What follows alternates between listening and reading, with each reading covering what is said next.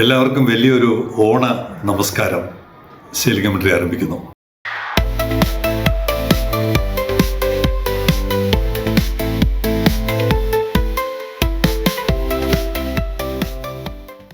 ഓണം വിശ്വമാനവികതയുടെ സന്ദേശമാണ് നൽകുന്നത്. സമത്വം, സാഹോദര്യം, പട്ടിണിയില്ലാത്ത നല്ല നാളുകൾ, സമൃദ്ധി, ഒരുപാട് വലിയ ആദർശങ്ങൾ, ദർശനങ്ങളൊക്കെ നൽകുന്നതാണ് നമ്മുടെ ഓണം. പക്ഷെ അതിൻ്റെ ആ സമത്വമൊക്കെ പൂർണ്ണമായും കൈവരിക്കണമെന്ന് നമ്മൾ പറയുന്നില്ല. കുറഞ്ഞ പക്ഷം നമ്മുടെ പോർട്ടെങ്കിലും അങ്ങനെയൊക്കെ ഒരു മാതൃക കാണിച്ചു കൊടുക്കണ്ടേ?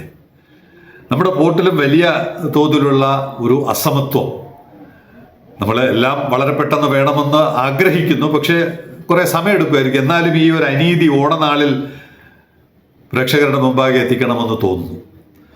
ആദ്യം കയറുന്ന കണ്ടെയ്നറുകൾ, അത് കയറുമ്പോൾ തന്നെ അതോടൊപ്പം തലസ്ഥാനത്തെ മറ്റൊരു കണ്ടെയ്നറും കയറുന്നുണ്ട്.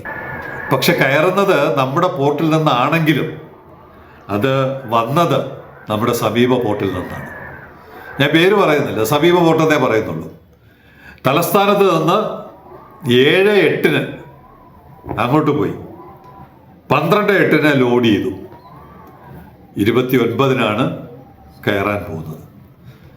നമ്മുടെ ഇവിടെ നിന്ന് നേരിട്ട് ഇപ്പോൾ ഞാൻ മനസ്സിലാക്കുന്നത് 3 കമ്പനികൾ, തലസ്ഥാനത്തെ 2 കമ്പനികൾ, ആലപ്പുഴയിലെ 1 കമ്പനി, 3 കമ്പനികളുടെ കണ്ടെയ്നർ കിട്ടിയ വിവരം അനുസരിച്ച്, കിട്ടാത്തതനുസരിച്ച് വേറെ ബോക്സുകൾ ഉണ്ടാവാം. നേരിട്ട് കയറുമ്പോൾ ഒരു ചെറിയ യൂണിറ്റ്, സ്വന്തമായ ഒരു ചെറിയ യൂണിറ്റ് നടത്തുന്നയാൾക്ക് ഇവിടെ കാർഗോയ്ക്ക് പ്രവേശനമില്ല. മറ്റേ കസ്റ്റംസിൻ്റെ തടസ്സമാണ്.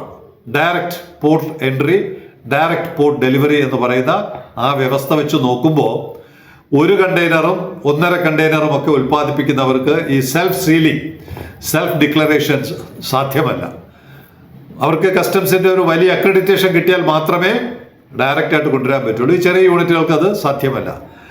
പക്ഷേ ഈ ഓണനാളിൽ ഈ അസമത്വം നമ്മൾ മനസ്സിലാക്കിയെങ്കിലും വേണ്ടേ?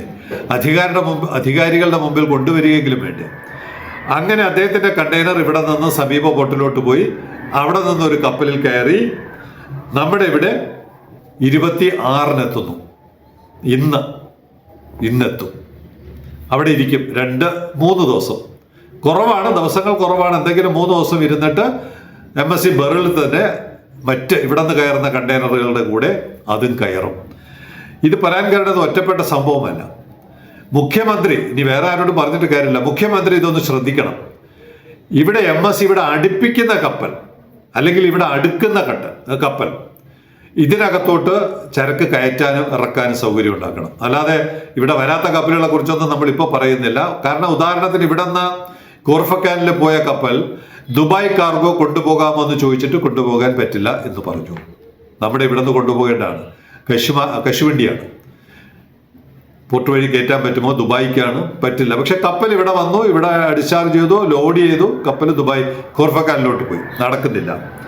അതുപോലെ ചൈനയിൽ നിന്നൊരു കണ്ടെയ്നർ ഇമ്പോർട്ട് ചെയ്യാൻ, ചൈനയിൽ നിന്നുള്ള പല കപ്പലുകളും കണക്ഷൻ ഇവിടെ വരുന്നുണ്ട്, പക്ഷെ ഇമ്പോർട്ട് ചെയ്യാൻ കാരണം എന്താണ്? ഇതൊക്കെ ഒറ്റപ്പെട്ട 1 കണ്ടെയ്നറും 2 കണ്ടെയ്നറും ഉള്ളതുകൊണ്ട് അതൊന്നും സാധ്യമല്ല. അപ്പോൾ ഓണനാളുകളിലെങ്കിലും ഈ തികഞ്ഞ അസമത്വം ഒന്ന് ഭരണകൂടം, അധികാരികൾ, വിസിൽ, അദാനി ഗ്രൂപ്പ് ഒന്ന് മനസ്സിലാക്കണം. MSCയെ കൊണ്ട് എത്രയും വേഗം അത്തരം പ്രശ്നങ്ങൾക്ക് പരിഹാരമുണ്ടാക്കണം എന്നാണ് സമത്വ ചിന്തകൾ നമ്മളെ ഓർമ്മപ്പെടുത്തുന്ന ഈ ദിവസങ്ങളിൽ ceiling കമന്ററിക്ക് പ്രേക്ഷകരെയും ബന്ധപ്പെട്ടവരെയും ഓർമ്മപ്പെടുത്തുവാനുള്ളത്.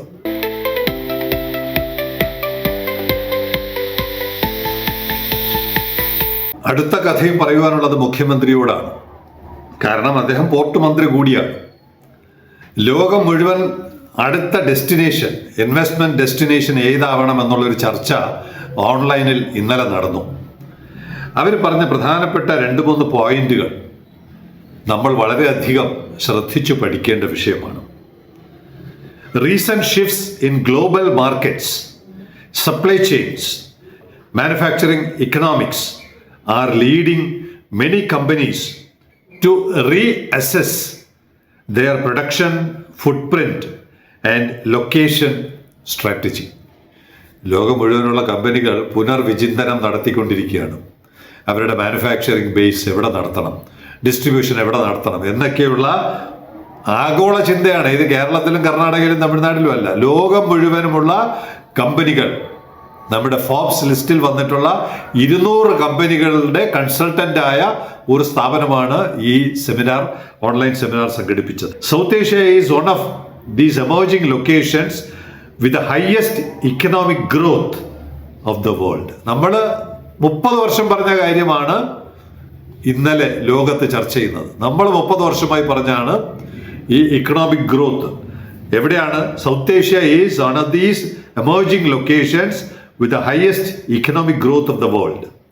But how and where to organize your manufacturing setup to take advantage of the opportunities in Southeast Asia from a manufacturing perspective? വളരെ സിമ്പിൾ.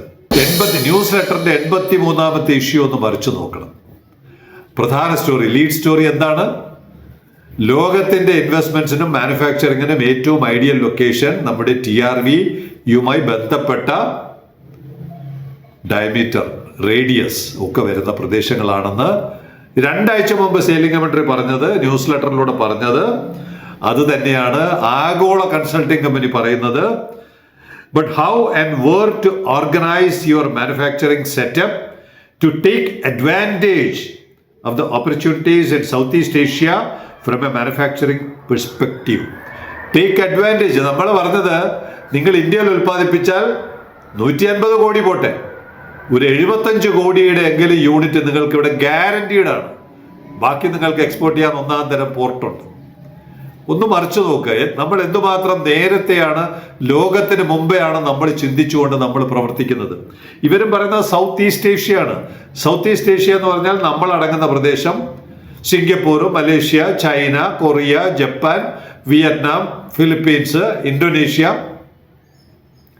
അവർക്കൊന്നുമില്ലാത്ത അഡ്വാൻറ്റേജ് നമുക്കുണ്ടെന്ന് അവർ തന്നെ സമ്മതിക്കുന്ന കഥ പിന്നാലെ വരുന്നുണ്ട്. And more specifically what have Malaysia, Vietnam and India to offer.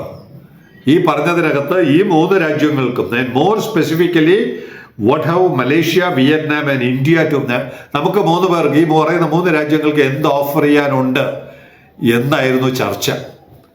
അക്കൂട്ടത്തിൽ വിയറ്റ്നാംകാർ തന്നെ പറയുന്നു, വിഴിഞ്ഞം കുഡ് ബിക്കം, വിയറ്റ്നാംകാരാണ് പറയുന്നത്, അവരുടെ ഹ്വാങ് ഡോങ് ഇൻവെസ്റ്റ്മെന്റ് സർവീസസ് എന്ന് പറയുന്ന സ്ഥാപനം എഴുതുകയാണ്, വിഴിഞ്ഞം could become a new competitive transit hub in the Indian Ocean. വിയറ്റ്നാംകാർ പറയുകയാണ്, added transshipment route options for Vietnamese goods to Europe instead of only Singapore and Colombo. സിംഗപ്പൂരിനും കൊളംബോയ്ക്കും പുറമെ വിയറ്റ്നാംകാർക്ക് ട്രാൻസ്ഷിപ്മെന്റിന് വേണ്ടി ആശ്രയിക്കാവുന്ന ഒരു പോർട്ടാണ് വിഴിഞ്ഞം പോർട്ടെന്ന് വിയറ്റ്നാംകാർ മനസ്സിലാക്കി സംസാരിക്കുന്നു, എഴുതുന്നു, ചർച്ച ചെയ്യുന്നു. ബഹുമാനപ്പെട്ട മുഖ്യമന്ത്രി പറയാറുണ്ട്, ആനയ്ക്ക് ആനയുടെ വലിപ്പം മനസ്സിലാവില്ല. 1ാം തരം തികഞ്ഞ കൊമ്പനാനയാണ് നമ്മുടെ കയ്യിലിരിക്കുന്നത്. കൊമ്പനാന. പോർട്ടെന്ന് പറയുന്നത് പുരുഷനാണെന്ന് എപ്പോഴും ഞാൻ പറഞ്ഞിട്ടുണ്ട്. കപ്പലുകളൊക്കെ സ്ത്രീയാണ്, ഫീമെയിൽ.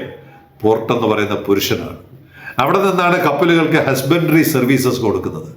അങ്ങനെ 1ാം തരം തികഞ്ഞ കൊമ്പനാന ഇവിടെ ഇരിക്കുമ്പോൾ അത് വിൽക്കാൻ, അതിൻ്റെ മഹത്വം ലോകം മുഴുവനും എത്തിക്കുവാൻ ബഹുമാനപ്പെട്ട മുഖ്യമന്ത്രി അദ്ദേഹത്തിന് കാര്യങ്ങൾ പറഞ്ഞു കൊടുത്താൽ, എഴുതി കൊടുത്താൽ, വായിച്ചാൽ മനസ്സിലാകുന്നയാളാണ്, അതിനനുസരിച്ച് തീരുമാനങ്ങൾ എടുക്കാൻ കഴിവുള്ളയാളാണ്. അതുകൊണ്ട് നമ്മുടെ പ്രോജക്റ്റിന്റെ മഹത്വം ലോകം മുഴുവനും എത്തിച്ച്, ഇന്ന് ലോകം അന്വേഷിക്കുന്നത് എവിടെ ഇൻവെസ്റ്റ്മെന്റ് നടത്തണമെന്നാണ്, എവിടെ മാനുഫാക്ചറിങ് നടത്തണം. കേരളം, തമിഴ്നാട്, കർണാടക ബെൽറ്റ് എന്ന് പറയുന്ന 1ാം തരം ഒരു ഡെസ്റ്റിനേഷൻ മുഖ്യമന്ത്രിയുടെ നേതൃത്വത്തിൽ, കർണാടക മുഖ്യമന്ത്രി അദ്ദേഹത്തിന്റെ സുഹൃത്താണ് DK ശിവകുമാർ, നേരിട്ട് പോയി വിജയെ കണ്ടിട്ടാണ് അദ്ദേഹം വന്നത്. ഈ ത്രികോണത്തിൽ നിന്ന് നമുക്ക് തുടങ്ങാം, ലോകത്തെ ഇങ്ങോട്ട് കൊണ്ടുവരാം.